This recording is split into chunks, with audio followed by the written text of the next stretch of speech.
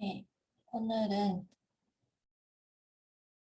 대통령이 하는 일이 뭔지 살펴보기 위해서 헌법만 살펴보려고 합니다.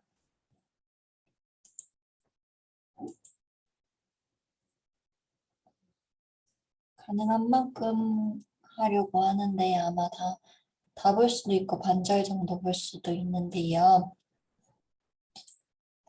헌법에서 대통령이랑 대통령 포함한 행정부, 정부 역할에 대한 부분은 66에서 96조에서 31개 조항이 있습니다.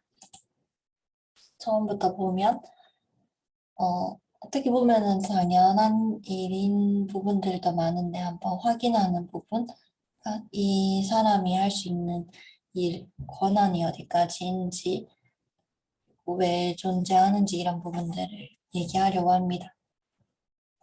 일단은 66조 1항은 대통령은 국가의 원수이며 외국에 대하여 국가를 대표한다 라고 되어 있고, 원수라는 거는 전체적인 대표라는 단어긴 한데 조금 더 어떤 구강적인 의미를 띄어서 이 용어를 이제 안 쓰는 거를 얘기를 하고 있더라고요.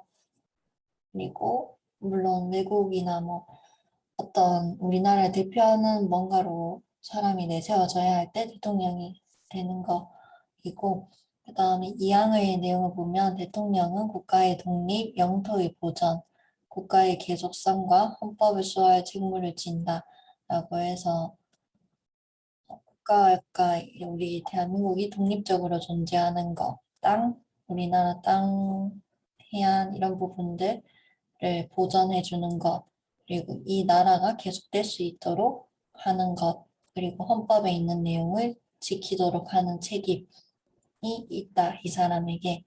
그리고 사망의 내용은 조국의 평화적 통일을 위한 성실한 의무를 진다라고 해서 저는 헌법 읽기 전에는 몰랐던 내용인데 헌법 자체에서 대통령이 평화적 통일을 위해서 책임을 져야 한다는 내용이 있습니다. 그래서 다 돌이켜 생각을 해보면 어떤 당이든 간에 어떤 후보든 간에 통일을 하면 안 된다, 뭐 이렇게 주장하지는 않는 것 같아요. 뭐 잠정적으로는 이제 통일을 상황을 보면서 보류에 더 가깝게, 현 상태 유지를 더 가깝게 주장하는 쪽과 조금 더 적극적으로 통일 쪽으로 방향을 추구하려고 하는 그런 차이들이 있는 것이고, 통일은 이미 기본 전제하에 있다는 거, 그 부분이 한번 확인하면 좋을 것 같고, 저는 그걸 아무 생각 없이 없다고 생각을 했는데 있더라고요. 그리고 행정권은 대통령을 수반으로 하는 정부에 속한다. 수반도 대표를 한다는 그런 의미랑 유사하고, 그래서 대통령을 대표로 한다. 정부에서도 국가에서도 이렇게 되어 있고, 그리고 67조에서 대통령은 요번에 3월에 있는 선거가 보통평등 직접 비밀 선거입니다. 이게 맨날 왜 헷갈리는지 모르겠네요.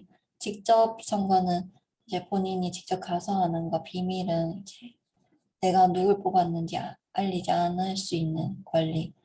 보통평등 중에 잠시만요. 맨날 헷갈려. 1인 1표, 1인은 1표가 있는 거.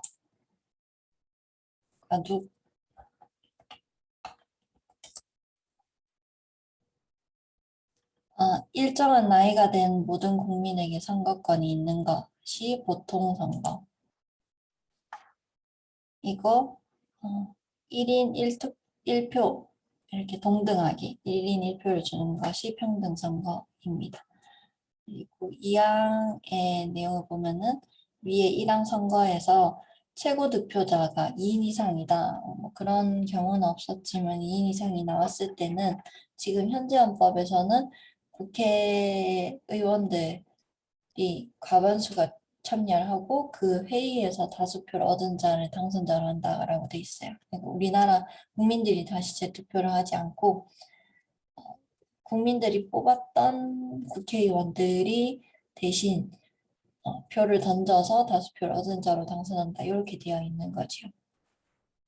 저는 이 부분 진짜 위험하다고 대표성이 과연 국회가 물론 우리나라가 전반적으로 국회의원들을 다 뽑게 되는 것은 맞지만 그래도 다시 국민들이 3, 4위 이하의 후보들을 빼고 다시 투표하는 게 낫지 않나라는 생각을 했는데 이 부분은 뒤에 개정안에 내용이 있으니까 얘기 나누면 좋을 것 같고요.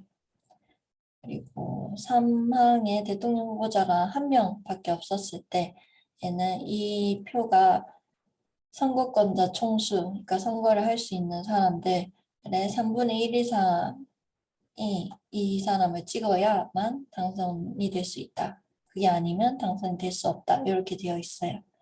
그리고 선거 될 수 있는 자, 대통령으로 선거될 수 있는 자는 국회의원 피선거권이 있고 국회의원이 왜 후보로 나갈 수 있는 그런 자격은 무조건 대통령한테도 있어야 하고 그다음에 현재 40세에 달해야 된다. 이렇게 되어 있어요.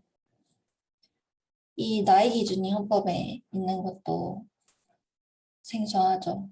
보통은 법률로 있는데 대통령에 대한 나이는 지금 헌법에 있습니다. 그래서 이 부분이 이 박정희 때인가 그 나이 기준을 일부러 넣은 조항이어서 이것도 문재인 정부 헌법 개정안에서는 이 나이 기준을 빼버리는 것을 주장을 하고 있습니다. 그리고 5항의 선거에 관한 사항은 법률로 정한다 해서 기타 이제 구체적인 부분들은 법률로 정한다는 것이고요. 그리고 68조에는 대통령 임기가 만료될 때에는 지금 대통령 임기가 밑에 70조 보면 5년으로 되어 있습니다. 그래서 5년이 만료될 때에 만료되기 70일이나 40일 전에 그 사이에 후임자를 선거한다. 그러니까 문재인 대통령이 지금 임기가 70일에서 40일 남는 그 사이에 지금 3월 투표를 하는 것이지요. 그리고 대통령이 거리된 때 또는 이제 물러서지게 된 때 아니면은 당선자가 사망을 했거나 뭐 어떤 판결을 받았다거나 기타 사유로 이 대통령의 자격이 상실되었을 때에는 60일 이내에 후임자를 선거한다. 그래서 예를 들면은 박근혜 때 그랬지요. 그 판결 기타의 사유로 자격을 상실했기 때문에 대통령 자격을 상실했기 때문에 재판은 좀 더 뒤까지 이어지더라도 60일 이내에 후임자를 선거를 했어야 하는 상황이었고요. 그리고 69조 대통령은 취임에 이런 선서를 한다. 나는 헌법을 준수하고 국가를 보위하며 조국의 평화적 통일과 국민의 자유와 복리 증진 및 민족 문화의 창달에 노력하여 대통령으로서의 직책을 성실히 수행할 것을 국민 앞에 엄숙히 선서합니다. 요거를 항상 한다고 헌법에 적혀 있어요. 이 내용이 위에 나왔던 대통령의 기본적인 역할을 문장으로 표현한 것인가 이해를 했습니다. 요번에 새로운 대통령이 누가 될지 모르겠지만 되면은 이런 것도 선서하는 부분들 한번 확인해 봐도 좋을 것 같고 지금 현재 헌법에서는 70조 내용을 보면 임기가 5년이고 중임할 수 없다 해서 두 번 대통령이 될 수 없다라는 내용이고요. 문재인 정부 개정안에 대해서는 요 줄친 부분이 이제 크게 바뀐 부분인데 그냥 참고로 보시면 좋을 것 같아서 공유를 합니다.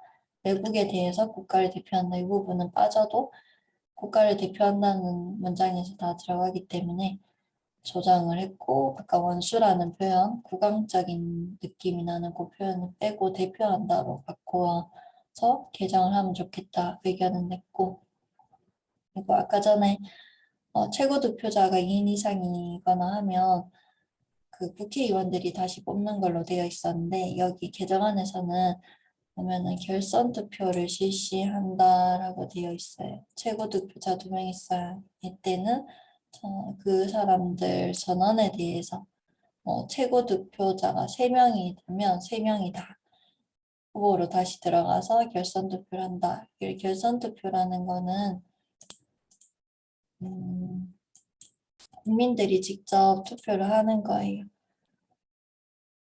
그 이제 상위 투표자들을 잘라서 하는 거여서 이 부분은 저도 이게 선거 한 번 하는데 비용이 엄청나게 많이 들지만, 그래도 대통령을 만약에 새로 뽑아야 되는 상황이 거의 오지 않지만 혹시나 오게 된다면 결선 투표제가 좀 더 조금 더 국민들의 직접적인 의사가 반영되지 않을까 하는 생각이 듭니다. 그렇게 해야 되지 않을까 하는 생각이 들고, 그 아까 말씀드렸던 나의 기준은 삭제하는 거를 개정안에서 제안을 했죠. 그래서 국민의힘당에서도 보면은 지금 이준석 대표는 85년생이니까 안 되죠. 나가려고 해도 지금 요 헌법에서 40세로 되어 있기 때문에 법률을 바꿀 수는 없죠. 헌법이라서. 그래서 나갈 수가 없는 그런 거이고요. 그다음에 70,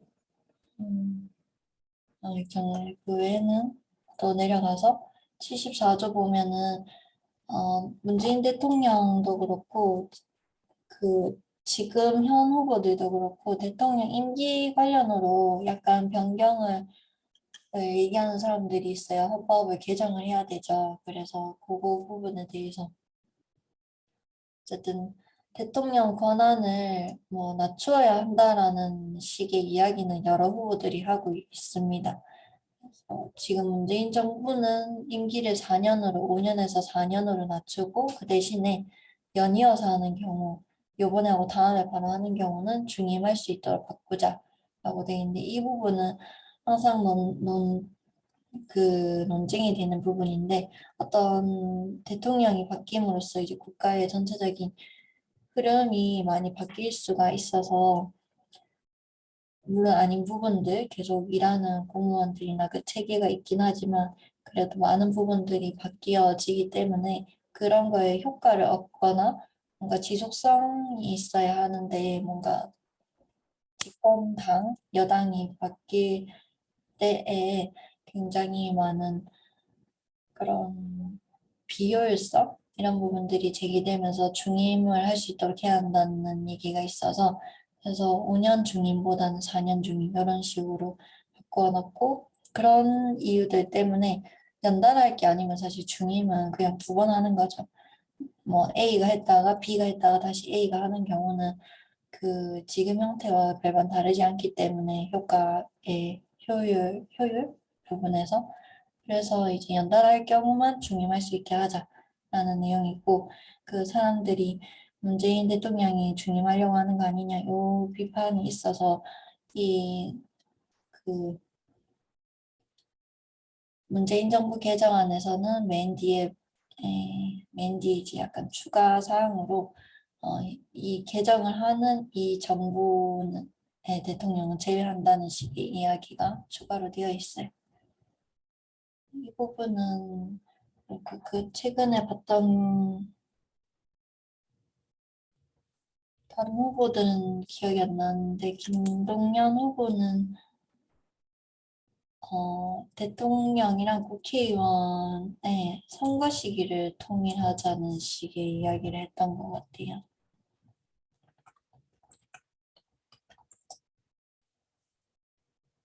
그리고 이제 국회의원 임기는 4년이니까 대통령도 4년을 맞춰서 같이 뽑자 이 얘기를 했던 것 같습니다. 그리고 다시 현재 헌법, 지금 헌법인데요. 71조 내용을 보면 대통령이 자리에서 물러나지게 되거나 사고로 일을 할 수 없을 때에는 국무총리, 그 다음에 국무총리가 안 되면 법률이 정한 국무위원회 순서로 그 권한을 대행한다. 라고 되어 있어요. 이게 뭔 말이냐면 대통령이 안 되면 보통 옛날에 뭐 반장, 부반장 이런 거 뽑을 때 반장이 뭔가 역할을 할 수 없을 때 그 역할을 대신하게 되는 사람이 부반장이고 부반장이 없으면 또 그건데 지금 우리나라에서는 대통령이 뭔가 못할 때는 국무총리가 대신하는 거고 일을 하는 거고 다음 후보를 뽑을 때까지 다음 대통령 뽑는 그 기간 동안은 국무총리가 하는 거고 그리고 사고로 있을 때는 국무총리가 그냥 대행을 하는 거고 그 다음에 국무총리도 만약에 안 된다 하면은 법률로 정한 부분이 있어요. 그래서 그 뒤에 나오는 정부 행정부의 이런 각급 장들이 있는데 뭐 교육부 장관, 기획재정부 장관 뭐 이런 국방부 장관 이런 것들이 순서 뭐 1, 2, 3, 4 이렇게 순서가 매겨져 있는데 그 순서대로 이제 권한을 대행하게 된다는 얘기입니다. 그래서 이거 이렇게까지 여러 명 할 필요 있나 하지만 이제 그냥 만약을 대비해서 헌법에서 정리를 해놓는 것이고 그 해외랑 우리나라에 둘 다 있는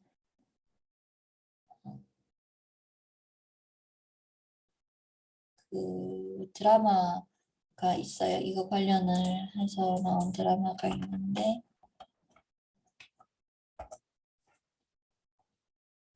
그 지정생존자라는 드라마가 있었습니다. 여기 2019년 드라마인데 요 내용이 그거예요. 국회의사당에서 이제 대통령이 어떤 국회에 가서 어떤 얘기를 하러 갔을 때에 그 건물이 폭발을 하면서 대통령과 국무총리와 이제 각부 장관들이 다 한꺼번에 이제 그 건물에 매몰되면서 뭐 사망하고 그 한꺼번에 갔는데 그 자리에서 나와서 어떤 다른 데를 가고 있던 그 환경부 장관 한 명이 혼자 살아남게 되는 그래서 그 사람이 이제 60일 동안 다음 대통령 뽑기 전까지 권한 대행을 하면서 일어나는 이야기가 있습니다. 그래서 이 드라마 내용을 만약에 보셨던 분이면 이해하기 쉬울 것 같고 다음 72조에 대통령이 필요하다고 인정할 때는 외교, 국방, 통일, 기타 국가 안위에 관한 중요 정책을 국민투표에 붙일 수 있다. 그래서 이 부분 되게 중요하다고 저는 생각을 하는데 국민투표의 어떤 것에 대해서 대통령이 붙일 수 있습니다. 그리고 외교나 국방도 그렇고 통일도 그렇고 근데 통일이 아니더라도 기타 국가 안위에 관한 사항 보면은 국가 안위가 어떻게 보느냐에 따라 다를 수 있지만 예를 들면은 뭐 백신, 코로나 정책 이런 부분일 수도 있고 통일에 대해서도 뭐 어떤 식의 통일을 원하는지 뭐 종전선언하고 뭐 어떻게 하기를 원하는지 이런 부분들을 국민투표에 붙일 수 있는데 문제는 제가 생각하는 문제는 그거 대통령이 필요하다고 인정할 때인 거예요. 근데 대통령이 국민들의 의사를 반영해서 결정해야 한다라고 생각하는 경우는 거의 없었던 것 같아요. 그러니까 본인이 대통령이 되는 순간 그 권한은 내가 받았다라고 생각하고 일을 추진을 하지 그거를 굳이 국민투표를 받아서 하려고 하지 않는 것 같고 그게 좀 많이 안타까운 부분이고 그래서 그리고 국민투표 관련 법을 보면 국민투표가 이렇게 후보 뽑듯이 A, B, C, D 이런 안이 있는 게 아니라 어떤 방향이 이미 있고 이거에 찬성하냐 반대하느냐의 투표로만 되더라고요. 그래서 그 부분이 굉장히 아쉬운 것 같고 지금 우리나라에서 국민투표 붙여줬던 거는 헌법 개정할 때만 있었어요. 그래서 헌법 개정을 할 때 개정안이 나오고 그거에 대해서 쭉 추진을 하다가 이제 국민투표의 마지막에 붙여지는 겁니다. 국회를 통과를 하면 우리 국민들에게 국민투표 이 개정안 찬성하냐 반대하냐 그래서 그 투표를 해서 그게 되면 헌법이 개정되는 것인데 그러면은 지금 80년대 태어났던 저 같은 경우는 이제 개정의 역사를 본 적이 없죠. 헌법 개정의 역사를 본 적이 없기 때문에 국민투표를 해본 적이 없는 것입니다. 그리고 개정되는 순간들을 접했던 분들은 아마 국민투표의 경험이 있다고 볼 수 있을 것 같고 그리고 73조를 보면 대통령은 조약을 체결 비준하고 외교사절을 신임 점수와 파견하며 선전포고와 강화를 한다 라고 되어 있어요. 말 그대로 해외와 어떤 조약, 체결, 계약 이런 부분들을 결정하고 공표하고 이런 부분들이 있고 신임 접수 파견은 이제 어떤 사람 외국으로 보낸 사람을 이제 뽑고 보내고 받고 이런 부분들을 하고 난 선전포고와 강화 그래서 전쟁을 이제 말을 할 수 있고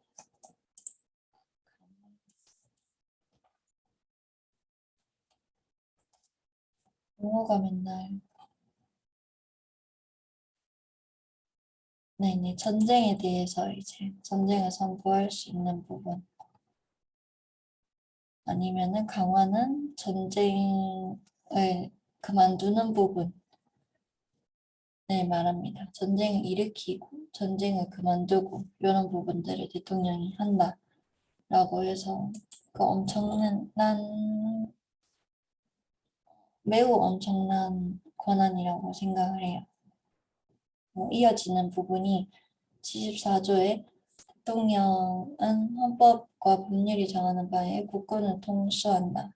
그러니까 국군을 움직일 수 있는 권한이 대통령에 있다는 것은 굉장히 유의해서 봐야 하는 사항이라고 생각을 합니다. 그리고 이항의 국군의 조직과 편성은 법률로 정한다. 이렇게 되어 있고 75조의 대통령은 법률에서 구체적으로 범위를 정하여 위임받은 사항과 법률을 집행하기 위하여 필요한 사항에 대하여 대통령령을 발할 수 있다. 이 부분이 이제 뭔가 대통령 후보들마다 좀 다르게 말하는데 누구였는지 이재명 후보인가 대통령 권한이 너무 높다라고 하면서 권한을 이제 축소시킬 것이다 하는 부분 중에 그게 있었던 것 같아요. 법률을 제정할 수 있는 거나 이제 털어내야 된다 이런 내용이 있었는데 그 부분이 이 내용과 관련되어 있습니다. 대통령이 이제 법률은 국회의원들이 만드는데 법에도 여러 종류가 있지요. 그래서 헌법 같은 경우 제일 최고법 헌법은 대통령이 안을 내고 국회에서도 안을 낼 수 있고 국회에 통과하고 국민투표까지 완료되었을 때 개정이 되는 부분이고 그 헌법을 기준으로 한 법률 같은 경우는 만들거나 수정하거나 없애는 부분에 대해서는 국회의원들에게 권한이 있는 것이 맞고 그 법률이 이제 구체적으로 각 움직이는 주체들에게 들어갈 때 세부적으로 좀 더 필요한 내용들이 있지요. 그런 부분들을 시행령 이런 것들이 나오는데 요거가 대통령령 이런 식으로 해가지고 필요한 경우에 집행하기 필요한 사항에 대해서 그 법률 구체화하는 겁니다. 법률의 내용이 벗어나는 건 아니고 그래서 그거를 바랄 수 있다라는 것이고 그걸 기준으로 이제 실제 공무원들은 일을 하게 되는 부분이지요. 그래서 문재인 대통령 당시에 대통령령이 너무 많이 만들어지는 거 아니냐, 뭐 법을 너무 좌지우지하는 거 아니냐 이런 비판을 많이 받았던 것 같고, 근데 이게 이제 헌법 위반이나 이런 게 아니라는 거지요. 근데 이거를 가지고 상호 비판이 있는 것 같아요. 그래서 그러면 법률을 좀 더, 이제 촘촘하게 만들어서 정부가 이제 나가는 방향을 조금 더 명확하게 하면 되지 않느냐, 뭐 이런 비판을 하는 것도 있는 것 같고, 그래서 이제 쌍방이 같이 움직이기도 하고 견제도 해야 되는 부분이라고 생각을 해요. 원래도 그렇고, 이제 그 정부와 국회는 같이 가지만 무조건 한 편은 아니어야 하는, 서로 견제를 해야 하는 그런 위치이기 때문에, 그럼 국회에서 필요한 법을 잘 만들어야죠. 모든 것을 법을 만드는 것도 옳은 일은 아니니까 꼭 필요한 법, 그리고 불필요한 내용을 빨리 조정을 해야 하고, 그런데 온전히 힘을 실어서 일을 해야 하는데, 그렇게 본인의 개인의 이득을 위해서 일을 한다는 이미지가 워낙 많이 있고, 그래서 신뢰를 많이 잃었기 때문에 이 부분을 극복하려면, 국회가 더 잘해야 한다고 생각을 저는 개인적으로 합니다. 그리고 76조로 가면 내후 외환 천재지변 또는 중대한 재정 경제상의 위기에 있어서 국가의 안전 보장, 공공의 안녕 질서를 유지하기 위하여 긴급 조치가 필요하고 국회의 집회를 기다릴 여유가 없을 때 하나여 최소한으로 필요한 재정 경제상의 처분을 하거나 이에 관하여 법률의 효력을 가지는 명령을 받을 수 있다 라고 되어 있는데 엄청 급한 거지요. 이제 전쟁이 일어날 수도 있고 천재지변이 쓰나미, 지진 이런 등등이 일어났다거나 어, 재정 경제상으로 위기에 닥쳤다. 엄청 어려운 중대한 그런 부분들이 있을 때 근데 국회를 집회해서 어떤 절차를 거치기 어려울 때는 그럴 시간이 없을 때는 법률의 효력을 가지는 명령을 발할 수 있다라는 것이 그리고 이항은 국가 안위에 관계되는 중대한 교전 상태에 있어서 국가의 보위를 위하여 긴급한 조치가 필요하고 국회 집회가 불가능할 때에 한하여 법률 효력을 가지는 명령을 받을 수도 있다. 이 부분도 이제 뭔가 핵, 뭐 공격 위기 이런 부분들이죠.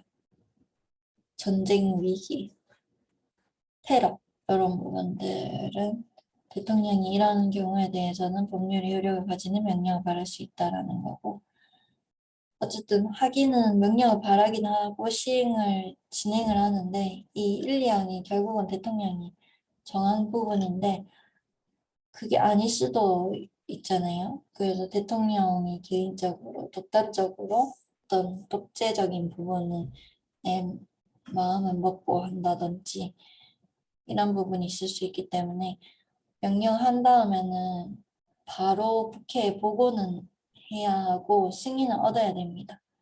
그래서 국회에 보고가 가면 대통령이 이제 일단 시행을 하고 있고 국회에는 보고를 받고 나서 이걸 어떻게 할 거냐 승인을 해야 되냐 안 해야 되냐 승인을 하면은 그냥 계속되는 것이고 사항의 내용을 보면 승인을 얻지 못할 때에는 그 순간 그 명령이나 처분이 효력을 상실하는 거예요.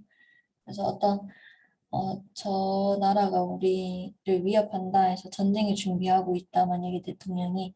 근데 국회에 그 정보가 가서 승인을 하냐 안 하냐 할 때 국회에서 승인 안 한다 했을 때는 그 전쟁에 대한 시작이나 준비나 진행이 끝나는 것입니다. 그래서 효력이 상실되고, 어,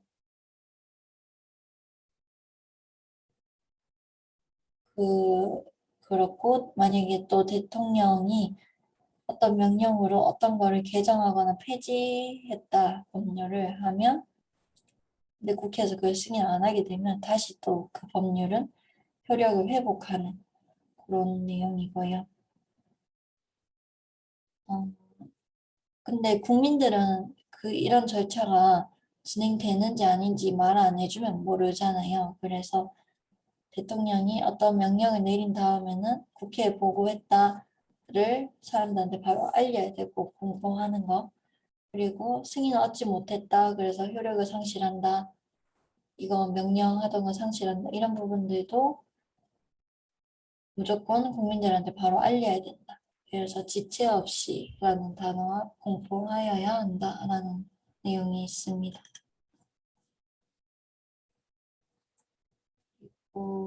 개정안 내용은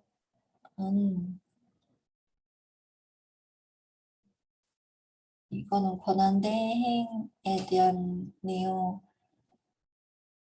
내용이라서 나중에 한번 보시면 좋을 것 같고, 권한대행 관련 법률이 여기 개정안으로 올라온 경우가 좀 있었던 것 같아요. 헌법에 있어야 될 것 같은 부분들을. 그리고 77조 내용을 보면 대통령은 전시사변 이에 준하는 국가 비상사태에 있어서 병력으로서 군사상의 필요에 응하거나 공공의 안녕 질서를 유지할 필요가 있을 때에는 법률이 정하는 바에 의하여 계엄을 선포할 수 있다. 그래서 계엄령에 대한 내용이에요. 그래서 어떤 전쟁이 벌어질 수 있다거나 아까 말했던 공격을 받았다거나 테러를 받았다거나 테러 위기가 있다거나 이런 것 등등이 있을 때에는 계엄 선포를 할 수 있다라고 있어요. 저는 헌법을 읽기 전에는 계엄령 자체가 굉장히 위험하고 위험하게 쓰였었고 우리나라 역사상으로. 그래서 이 헌법에 있다는 거에 처음에는 많이 놀랐었는데요. 어쨌든 이 원래 기본 취지가 이렇다. 그리고 이 안에 계엄 종류가 비상계엄, 경비계엄 이런 게 있다. 그리고 사망, 비상계엄 같은 경우에는 법률이 정하는 바에 의하여 영장제도, 언론, 출판, 집회, 결사, 자유, 정부나 법원의 권한에 관하여 특별한 조치를 할 수 있다. 그래서 예전에 보면 요즘은 뭐 워낙 유튜브 이런 SNS 자율적으로 이렇게 뭔가 정보가 오가는 부분이 엄청나지만 예전에는 TV, 신문 이런 부분들만 있을 때 이런 출판, 언론 이런 부분들을 조치를 할 수 있는 거죠. 그래서 근데 꼭 뭔가 긴급한 거 어디로 대피하라라든지 어떤 부분을 조심하라라든지 이런 거를 이제 조치를 취해서 언론이나 출판을 통해 알리는 이런 게 원래 본 취지일 텐데 그게 아니라 이제 어떤 정보를 통제시켜 버리고 어떤 국민 학살할 때 그 정보를 폐쇄시켜 버리고 이런 부분들이 역사상으로 있었지요. 그래서 굉장히 악용이 되었던 내용들이고 그리고 물론 지금은 그렇게 되더라도 워낙 국민들의 그런 정보를 보고할 수 있는 우리나라가 또 엄청나게 IT 강국 중에 하나라고 하잖아요. 그래서 그렇진 않겠지만 더 큰 혼란이 올 수가 있죠. 엄청나게 지금도 음모론도 유행하고 하듯이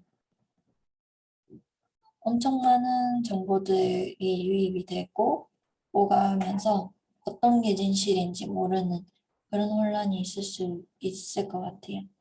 그게 좀 우리가 앞으로 대비해야 되는 문제 중에 하나일 거라고 생각이 들었고, 그다음에 4에 보면 계엄 선포할 때에는 아까 위에 전쟁에 대한 부분들처럼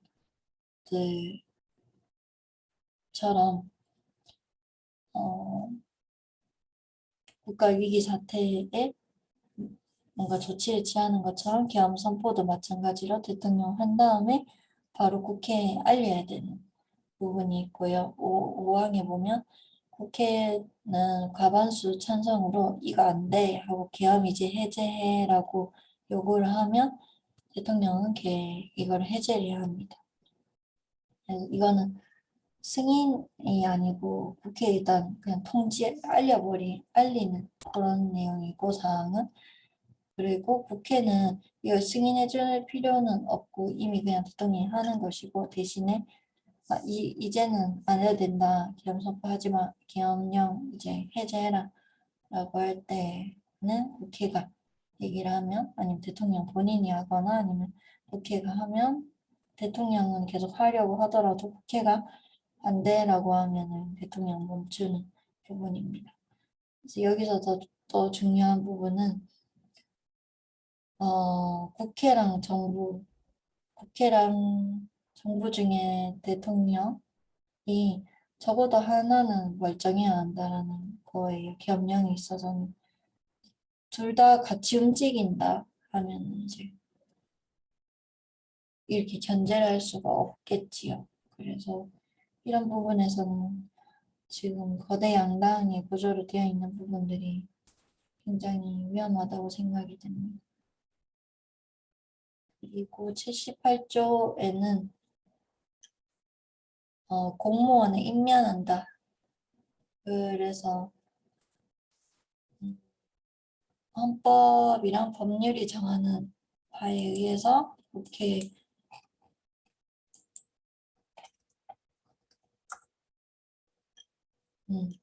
공무원을 임명한다.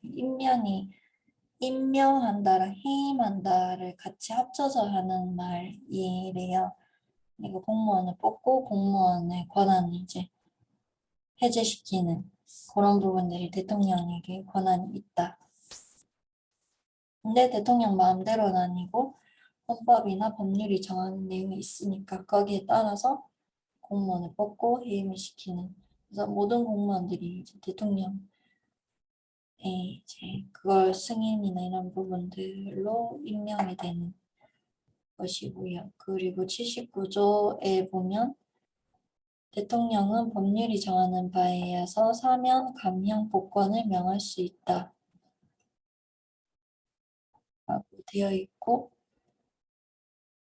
사면권으로 엄청 맨날 문제가 많죠. 그래서 이번에는 박근혜 전 대통령 사면으로 또 찬성하냐 반대하냐 내용이 나왔고 사면을 결정을 문재인 대통령이 했고 그걸로 엄청 비판을 받고 있지요. 그리고 있는데 그게 사면 종류 중에 특별 사면이에요. 그래서 일반 사면은 뭐냐면은 어떤 특정 범죄 잠시만요. 어떤 범죄를 저지른 사람의 일반 사면을 명을 하면 그 죄를 저질러서 지금 감옥에 있는 사람, 지금 벌금을 내야 하는 사람에 대해서 다 죄를 면하게 되는 거예요. 그 죄와 동일한 죄목을 가져서 감옥에 있다거나 이런 사람들이 다 풀려나는 경우인데요. 예를 들어서 옛날에 현실적으로 보면 어떤 시위에 나가서 다 감옥에 갔던 사람이 을 풀어주기로 일반 사면을 행사하면 그 시위에 나가서 감옥에 가 있는 사람들이 다 나오게 된 그런 거지요. 그래서 이게 엄청난 인원이 나오고 처벌을 받는 게 해제가 되는 거기 때문에 이거는 대통령 고유가 아니라 국회의 동의를 얻어야 되는 부분이고 그게 중요해서 헌법에까지 적혀 있고 그다음에 그 외에 사면 감형은 이제 형을 줄이는 거, 사면은 아예 해제시켜 주는 거, 복권은 권한을 다시 복구시켜 주는 거, 그런 거에 대한 건 법률로 정한다라고 되어 있는데 특별사면이 항상 이제 어떤 특정 인물을 어, 지금 형을 받을 예정이면 그걸 안 받게 한다든지 지금 형을 받고 있으면 앞으로 형을 면제시켜 준다든지 이런 부분인데 그 부분에서 특별사면에서 문재인 대통령은 임기 초기에 그 특별사면 얘기가 나왔을 때 죄를 저지른 부분에 대해서는 이제 뭐 그렇게 특별사면하지 않을 것이다라는 식의 얘기를 했었는데 막판에 지금 박근혜 대통령을 특별사면하면서 굉장히 많은 얘기가 나오고 있지요. 저는 개인적으로 굉장하게 반대를 합니다. 어, 그 문재인 대통령의 권한이기도 했지만 그 사람이 어떤 이유로 그렇게 했는지 뭐 앞으로의 대선을 위해서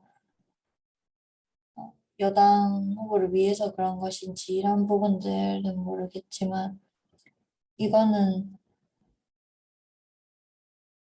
이거는 뭔가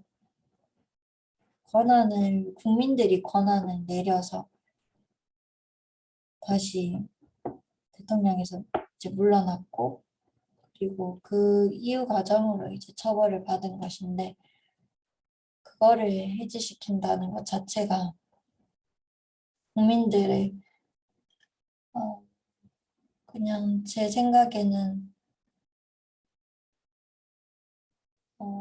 우리에게 얼마 남아있지 않은 그런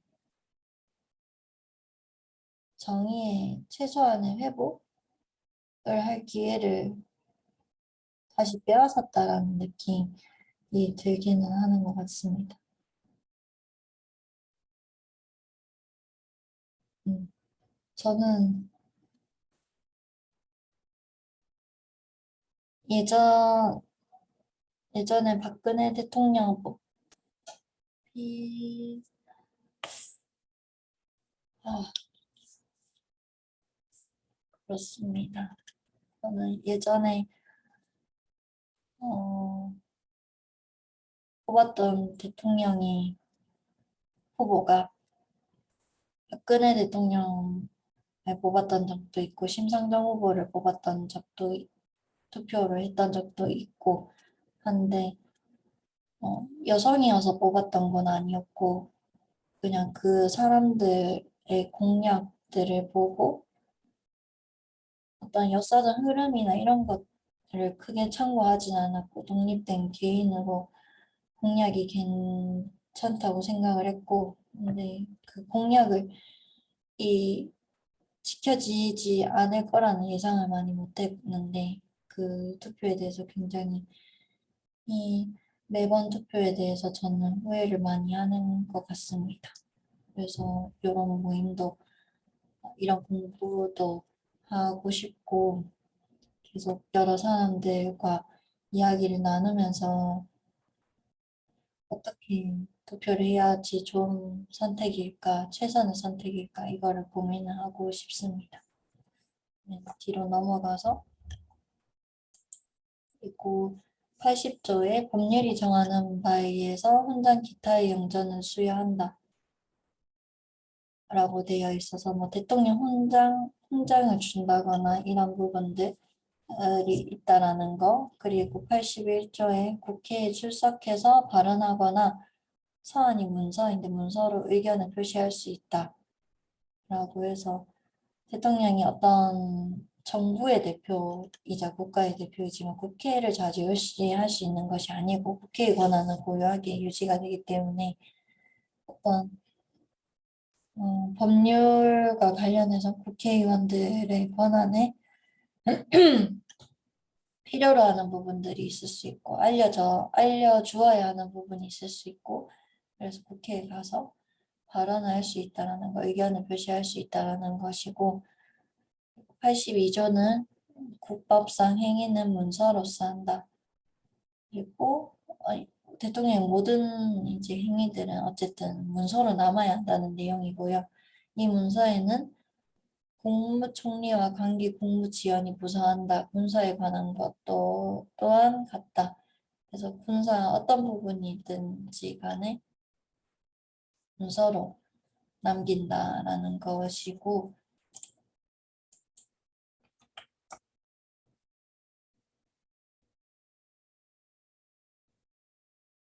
그 부서한다라는 거는 대통령이 만약에 사인 서명을 하면 국무총리와 그다음에 뭐 환경부면 환경부 장관 뭐 등등의 국무위원이 있을 텐데 그 사람들이 따라 서명은 옆에 이렇게 한다라는 내용이고요. 그러니까 혼자만 확인하는 게 아니라 여러 사람이 해서 이제 계속 확인되는 절차, 이게 공식적인 절차가 이다라는 걸 증명한다는 것이며 83조에는 대통령 자체가 국무총리, 국무위원, 각부장 아니면 기타 법률이 정하는 봉사직을 겸할 수 없다 해서 겸임금지입니다.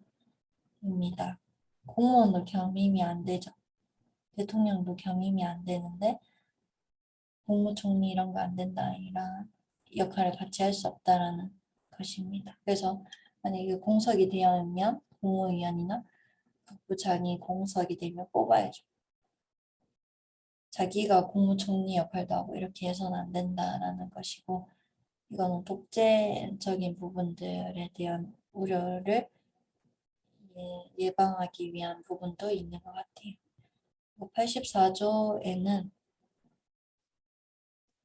대통령이 내란 외환죄를 범한 경우를 제외하고는 형사상 소출을 받지 않는다. 그러니까 뭔가 국가적인 뭔가 반란을 일으킨다거나 국가에 타격이 가는 어, 국제 간의 어떤 빚을 진다거나 채권, 채무,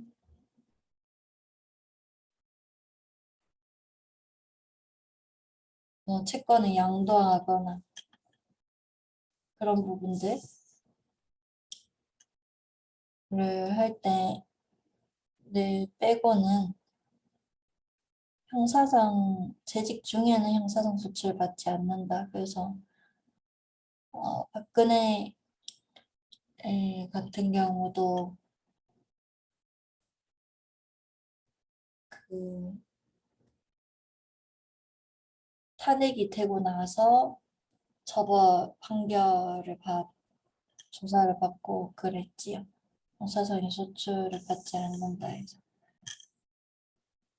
그 다음에 이제 감옥에 가고 이렇게 했었고 그 다음에 85조는 전직 대통령의 신분과 예우에 관해서는 법률로 정한다 해서 전직 대통령을 예우하는 법률이 아예 따로 있는데 어떻게 대우를 해준다라는 부분이 있는데 그런 부분들도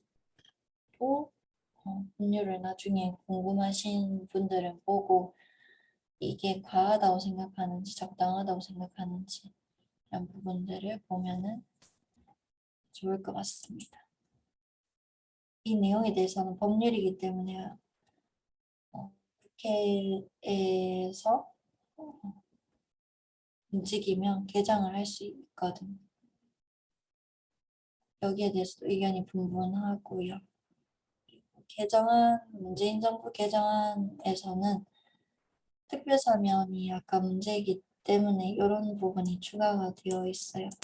특별사면 하려면 사면위원회의 심사를 거쳐야 한다. 이 사면위원회라는 것은 따로 제2의 위원회를 둬서 심사를 거쳐야 한다라는 부분이 지금 대통령이 그냥 하는데 사면위원 심사를 거치도록 한다라는 거 헌법에 넣어야 한다는 내용입니다.